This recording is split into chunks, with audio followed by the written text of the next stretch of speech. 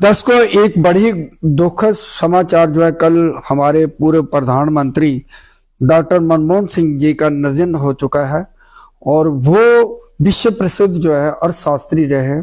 और देखा गया कि जब पूरा विश्व जो है मंदी के दौर से गुजर रहा था, उनकी अर्थशास्त्री के तौर पर जिस तरह से उन्होंने काम किए और भारत को जो है वो मंदी से निकाला।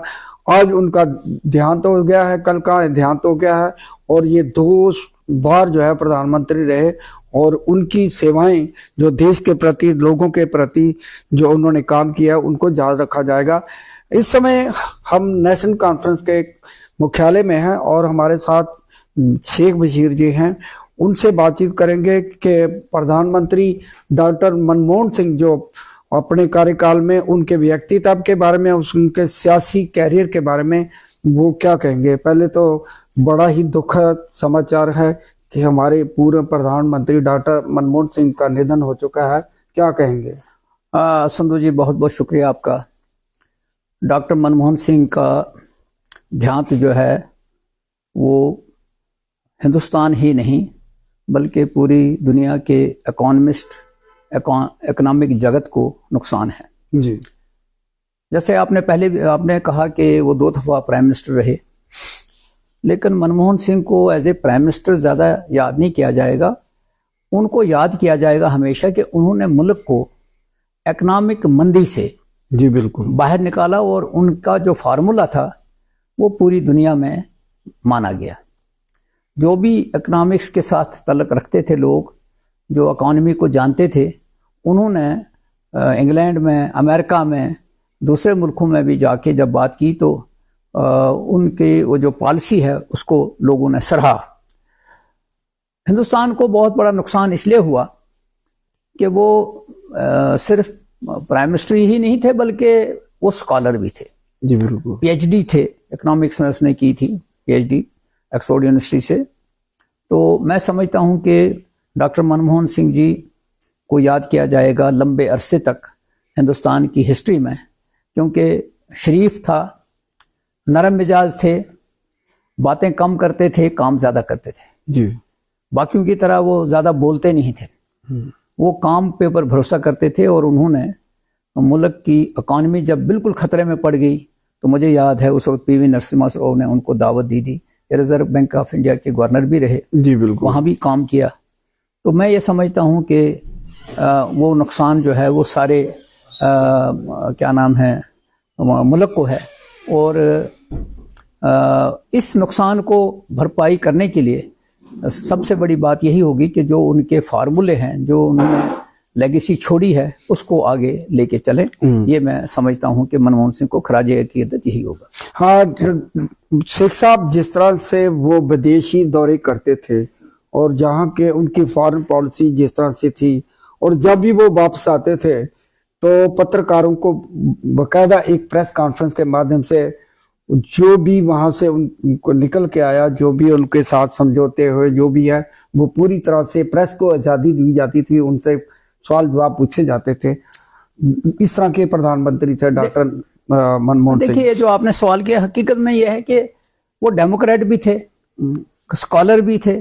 जब दूसरे मुल्क में जाते थे, वहां से जो कुछ वो उनके साथ बात करके आते थे वापस, तो अपने मुल्क के लोगों को बाखबर करते थे प्रेस के जरिए। बिल्कुल। प्रेस के लोगों को दावत देते थे कि आइए, आपको क्या पूछना है। अपोजिशन तो पार्लियामेंट के अंदर कभी नुक्ताचीनी भी करती थी, क्योंकि डेमोक्रेसी में ये हक है।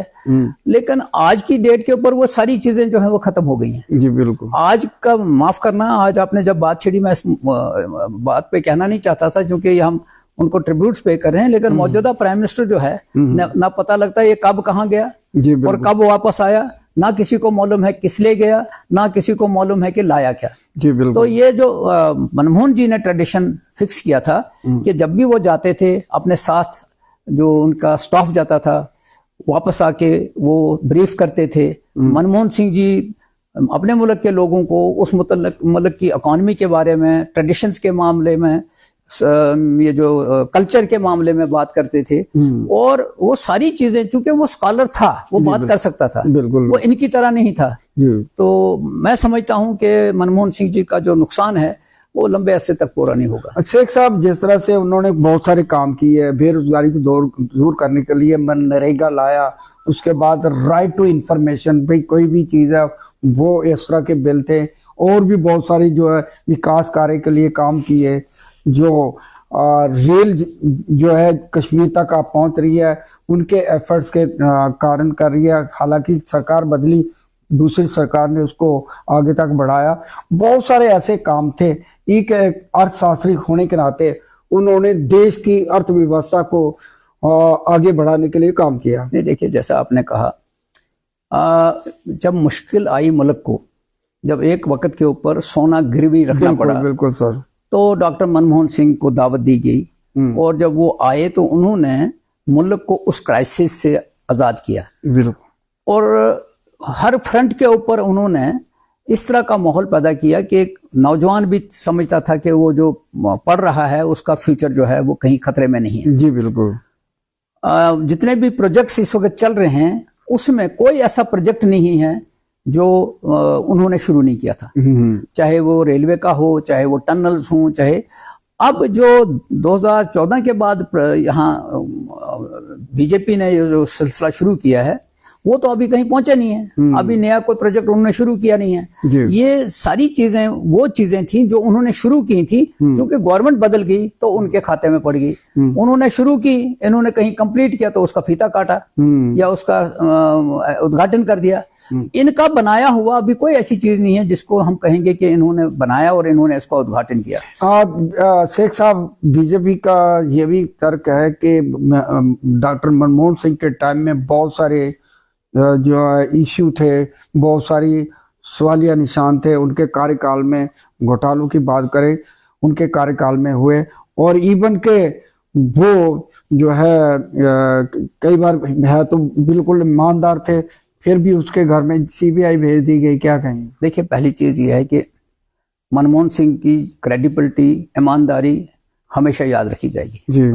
लेकिन सोसाइटी के अंदर एक इंसान जब चलता है तो नुक्ताचीनी तो होती है। डेमोक्रेसी में हमेशा ये दरवाजा खुला रहता है कि अगर कोई काम करता है उसकी नुक्ताचीनी।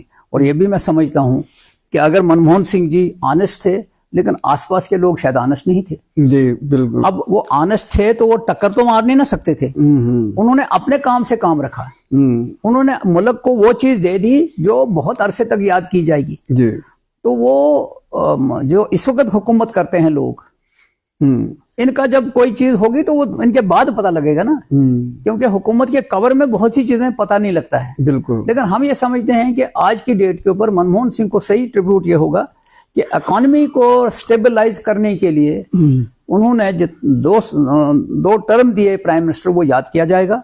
और ये जो मुल्क है आज की डेट पे, ये वही है जो मनमोहन सिंह जी छोड़ गए। जी। शेख साहब, एक और सवाल है कि जम्मू कश्मीर की बात करें, जम्मू कश्मीर में उनकी जो है नजरिया जो था, खासकर विस्थापित, चाहे पीओके के हों, चाहे वो कश्मीरी पंडित विस्थापक हों, उनके लिए उन्होंने काफी काम किया। पीओके के लिए उन्होंने, हालांकि जितनी डिमांड कर रहे थे पीओके वो नहीं, हालांकि उन्होंने मंजूरी दी, फिर भी पीओके को 5.5 लाख रुपया दिया गया। इसी तरह से कश्मीरी पंडितों के रिहेबिलिटेशन के लिए उन्होंने जगती में टाउनशिप बनाया। इसी तरह से उनके मदद के लिए, आर्थिक मदद के लिए ये बहुत सारी स्कीमें की। क्या समझते हैं कि जम्मू कश्मीर के जो लोगों के लिए, जम्मू कश्मीर के लिए, पीओके के जो लोग थे उनके लिए तो जो पैकेज था बनाया, उसका वो पैकेज बना के जब आगे गए तो हुकूमत हार गई। बिल्कुल। तो उसके बाद इन्होंने उसको पकड़ा तो वो पेमेंट्स वगैरह की, लेकिन प्रोजेक्ट उन्हीं का था। जी। कश्मीरी पंडित माइग्रेंट्स को बसाने के लिए उन्होंने प्राइम मिनिस्टर पैकेज दे दिया। जी बिल्कुल। जिसमें काफी तादाद में नौजवानों को वहां अपॉइंट किया गया। और शायद ये कोशिश थी कि एक स्टेप था कि इस बहाने से वहां लोग जाएंगे, नौकरी करेंगे, वो बसेंगे वहां। तो कोशिश की। अब कोशिश सरे क्यों नहीं चढ़ी, ये बीजेपी वाले जवाब देंगे। बिल्कुल। इसके साथ साथ दूसरी चीजें ये थी कि जिस तरह मैंने कहा कि जो इस वक्त इंडिया है, जो लगता है इस वक्त है इंडिया जो है 2014 में था, वही आज है 2024 में। जी जी। बीच में कोई खास फर्क नहीं पड़ा है। बल्कि मैं आपको बताना चाहता हूं, अगर हम मनमोहन सिंह जी को डिस्कस करते हैं तो एक क्वेश्चन मार्क बीजेपी की तरफ आता है कि बीजेपी ने 3,70,000 crore reserve bank of India से पहली दफा लिया है। मनमोहन सिंह जी ने इकोनॉमी को स्टेबल करने के लिए ये काम नहीं किया। रिजर्व बैंक ऑफ इंडिया से कभी भी पैसा इस तरह नहीं निकाला। बिल्कुल। अब वो रिजर्व बैंक से जो पैसा निकला है, आज बीजेपी वाले बताएं कि उसका हुआ क्या। इकोनॉमी तो वही है, कोई फर्क नहीं पड़ा है, बल्कि इंटरनेशनल मार्केट में हमें बड़ी चैलेंजेस हैं।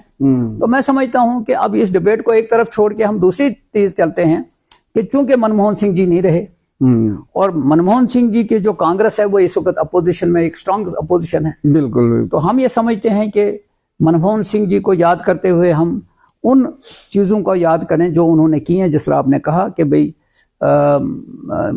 मुल्क के प्राइम मिनिस्टर की हैसियत से उन्होंने स्टेबिलिटी लाने की पूरी कोशिश की। किस हद तक कामयाब हुए, किस हद तक नहीं, वो दूसरी बात है जी। लेकिन डेमोक्रेट थे, सेकुलर थे, तो ये दोनों चीजें जो है ऑनेस्ट थे बिल्कुल और शरीफ भी थे। बिल्कुल। मतलब वो गाली से जवाब नहीं देते थे। जिस वक्त वो बोलते थे तो दूसरे लोग सुन के उनका लेसन लेते थे कि नहीं बोलना ऐसे चाहिए। बिल्कुल। आज की तरह गालियां नहीं देते थे जी। यहाँ तो पता ही नहीं है लैंग्वेज किस तरह। अभी आपने देखा होगा विवाद छिड़ा हुआ है। हाँ। इसके ऊपर संबल नहीं जी, संबल के ऊपर है। ये जो हमारे हैं अम्बेडकर का है, तो मतलब इस तरह की लैंग्वेज उन्होंने यूज नहीं की। अगर डिफर भी कहीं से करते थे किसी जगह के ऊपर तो एक ऑनरेबल ढंग से उसको अपने पॉइंट को रखते थे और कोई गलत लैंग्वेज इस्तेमाल नहीं करते थे। शेख साहब, आज राहुल गांधी ने उनको अंतिम श्रद्धांजलि देते हुए कहा है कि हमारे बीच में कांग्रेस के लिए एक मार्गदर्शक जो था वो जो हम नहीं रहे। कांग्रेस को एक बहुत बड़ी क्षति है, देश को बड़ी एक क्षति है। मैं समझता हूँ कांग्रेस को नुकसान हो या ना हो, लेकिन पूरे मुल्क को नुकसान हुआ जी। हर तबके को नुकसान हुआ, क्योंकि इस तरह के लोग बहुत कम पैदा होते हैं जी। और मैं दुआ करता हूँ कि जो रब जो है उनको वहाँ पीस ऑफ माइंड दे और जो काम वो कर गए हैं उनको याद किया जाएगा लंबे अरसे तक। थैंक यू सर, धन्यवाद। Thank you very much.